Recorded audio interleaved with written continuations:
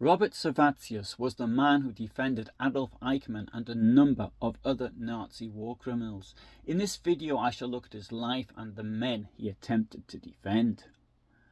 Servatius came from a family who had farmed in the region of the Rhineland Palatinate. Some had also been entrepreneurs and had started the Servatius cigar concern. Servatius was born in Cologne on the 31st of October 1894. He went to the Friedrich-Wilhelm-Gymnasium in Cologne and took part in the First World War as an artillery officer. From 1918 to 1922 he studied law in Marburg, Munich, Berlin and Bonn. After his legal practical and the second state examination, he received his doctorate from the University of Bonn in 1925. He thus began his legal career in Cologne. As well as his work, he continued to study. He visited both London and Paris and did a Russian language course for a year in Berlin in 1929 to 1930. He visited the Soviet Union in 1932, something very unusual at the time.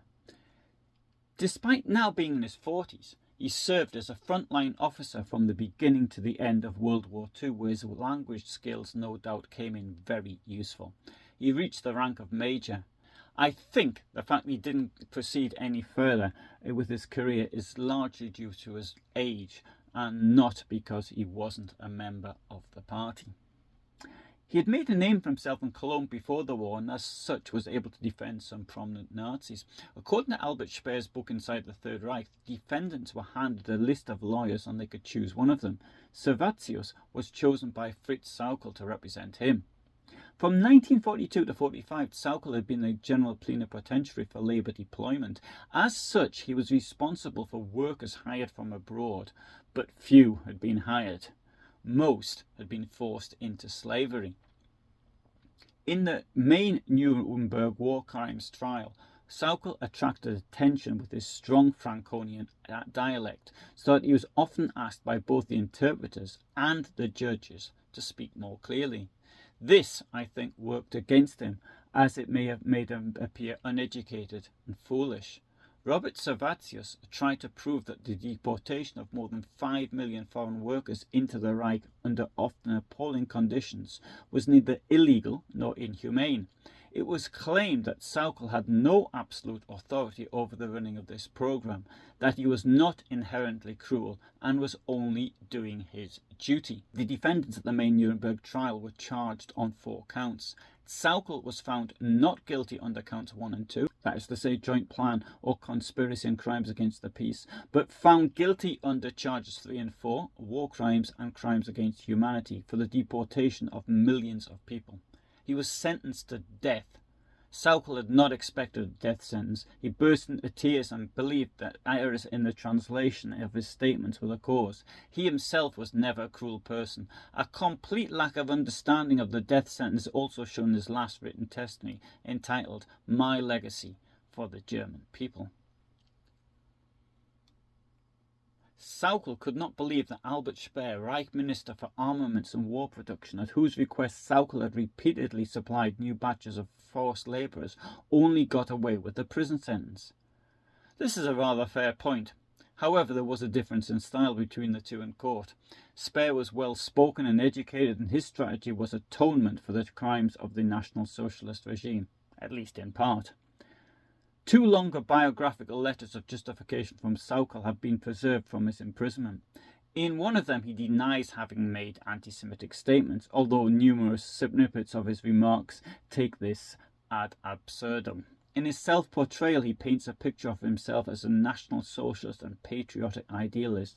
The good idea was badly executed by a few misguided ones. His belief in his Führer was unbroken. Without Goebbels, Himmler and Bormann, Hitler would most certainly have become the most luminous figure in German history.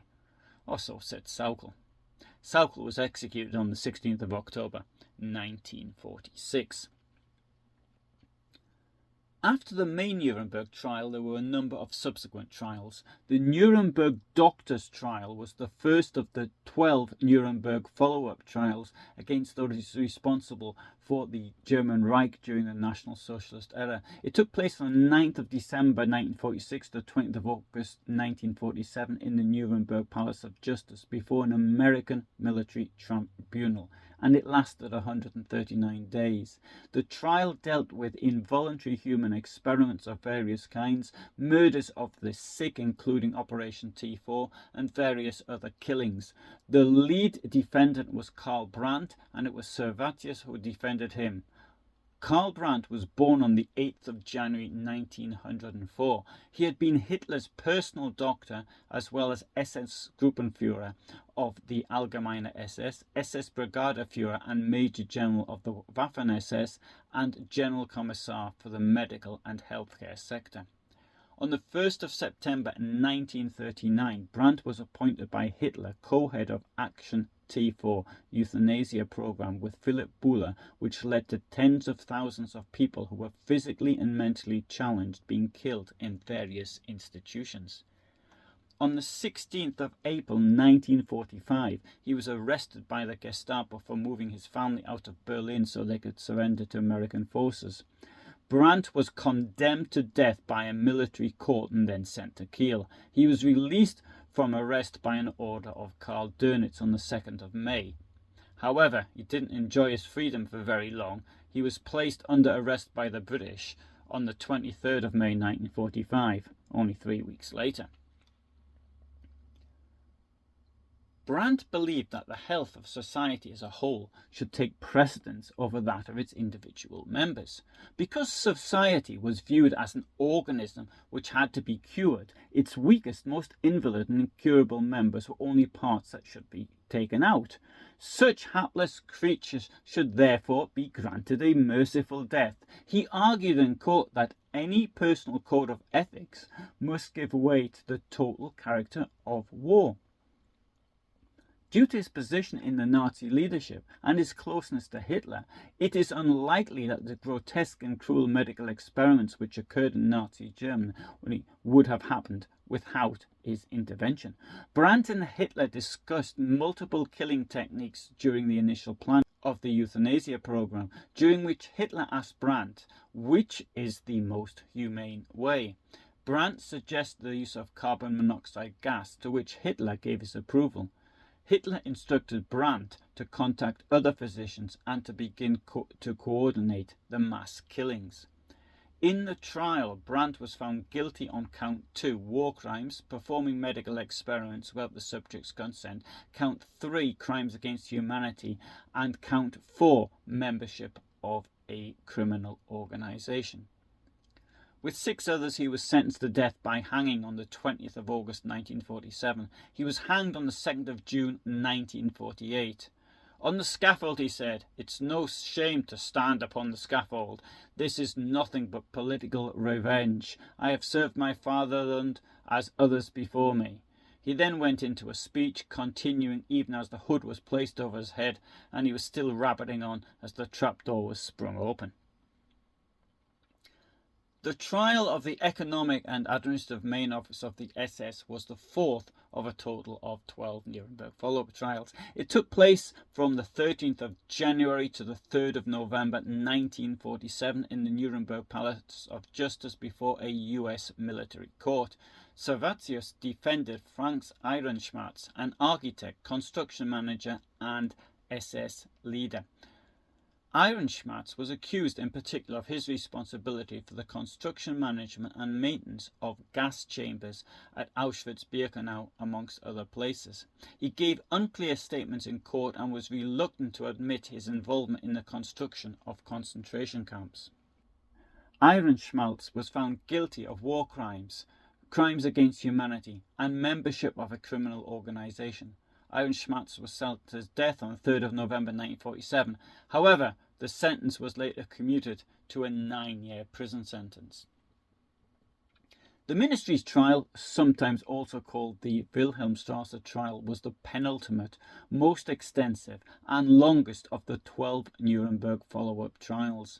Leading members of the Third Reich ministries as well as other National Socialist agencies were accused. The duration of the trial stretched from the indictment on the 15th of November 1947 to the hearings from the 6th of January to the 18th of November 1948 and deliberations to the pronouncement of the verdict on 11th of April 1949.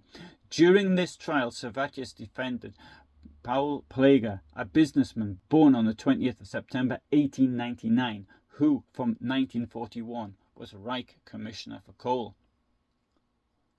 Plager was found not guilty of crimes against peace, but was found guilty of charge 6, that is to say war crimes and crimes against humanity, robbery and looting by participating in the plundering of public or private property, and charge 7, war crimes and crimes against humanity, for his use of slave labour.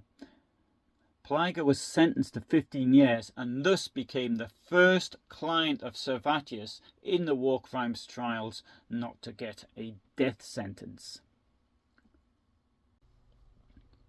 More than a decade later, Servatius once more defended a former Nazi, Friedrich Tillmann.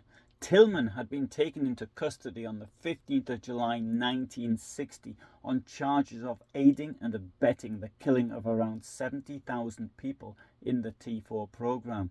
This was tried in a German court. The death penalty had been abolished in West Germany, and thus Servatius would not get a worse score on defending Nazis, which was now 4 death sentences and 1 custodial sentence. The main hearing was supposed to begin on the 18th of February 1964, but this didn't take place because Tillmann died on the 12th of February 1964 when he conveniently fell out of a window of a high-rise building. Tillmann was to be his last Nazi client. However, now let's have a look at his most famous client, which was his second of last Nazi client. Adolf Eichmann had been captured in Argentina and brought to Israel on the 20th of May 1960. When prosecutor Gabriel Bach handed Eichmann letters from 3 lawyers, 1 Chilean, 1 American and 1 from Servatius on the 14th of June 1960 and asked him to choose one as a defense counsel, Eichmann immediately chose Servatius. In a letter dated the 27th of June 1960, Servatius declared his willingness to the Israeli Ministry of Justice.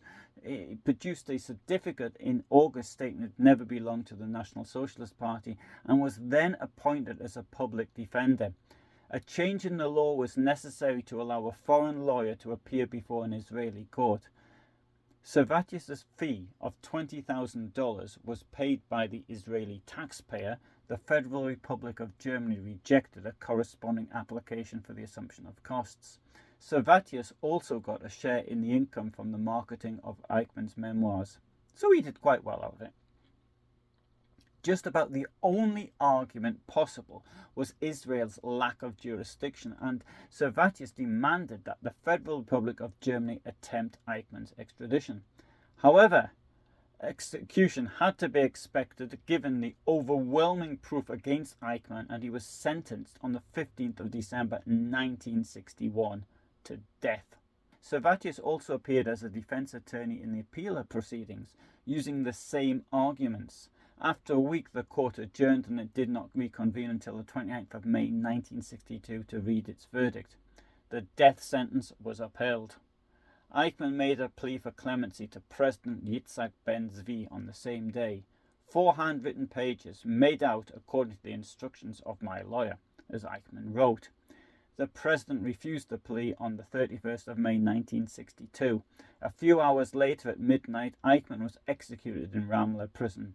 Neither Servatius nor his assistant, Dieter Wechtenbruck, was still in Israel at that time. Servatius returned to Germany and made no comments to the media about the propriety and legality of the trial. Servatius died in Cologne in 1983 at the age of 88. Hope you found that interesting. If you did, then you might want to subscribe. I upload every Friday at 2000 hours, and sometimes I upload at other times as well. So if you want to know what other times I'm uploading, or maybe doing a live broadcast, then you will want to subscribe, or you may not want to subscribe, in which case don't. But if you do, then please do.